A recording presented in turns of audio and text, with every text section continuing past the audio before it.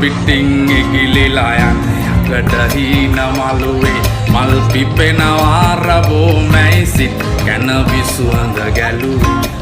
හිතට අපේ ඈත ඉඳන් තුරුසිනා එළුවේ අපි පොතට කලින් හැමදාමත් පිට කවරෙම බැලුවේ අපි පොතට කලින් හැමදාමත් පිට කවරෙම බැලුවේ අපි පොතට කලින්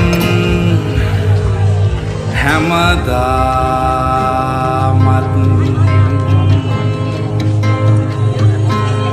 පිට කවරෙම බැලුවේ